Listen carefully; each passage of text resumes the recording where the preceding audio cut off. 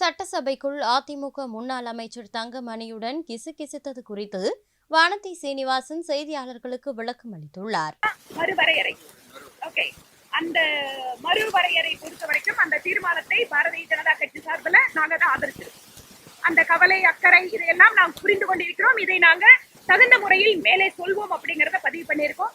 இரண்டாவது தீர்மானம் அவசியமற்றது. அந்த தீர்மானத்தை நாங்கள் எதிர்க்கிறோம். குரல் வாக்கெடுப்பு நான் கையை உயர்த்தி சொன்னேன். அப்ப சபாநாயகர் அதை கவனிக்கல. அப்ப ரூம்ல போயிட்டு சொல்லிட்டு வந்தேன். நான் கேட்டேன், தேவைப்பட்டா நான் லெட்டர் கொடுக்குறேன்னு. இல்ல அவசியம் இல்லை, நாங்க பதிவு பண்ணிக்கிறோம்.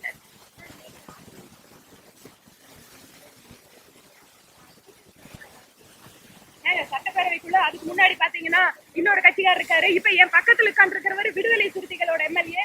அவரோட நிறைய பேசிட்டு இருக்கேன். சட்டப்பேரவையில கூட்டணி பேசுறதுக்குன்னு ஒரு முறை இருக்கு, கட்சியில அதுக்குன்னு ஒரு குழு இருக்கு, அதெல்லாம் இருக்கு. கூட்டணி பேச்சுவார்த்தை சட்டப்பேரவையிலயா பேசுவோம்.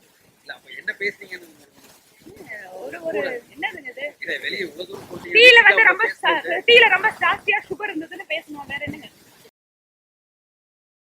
செய்திகளை உள்ளது உள்ளபடி தெரிந்து கொள்ள ரெஃப்ளெக்ட் நியூஸை சப்ஸ்கிரைப் பண்ணுங்க.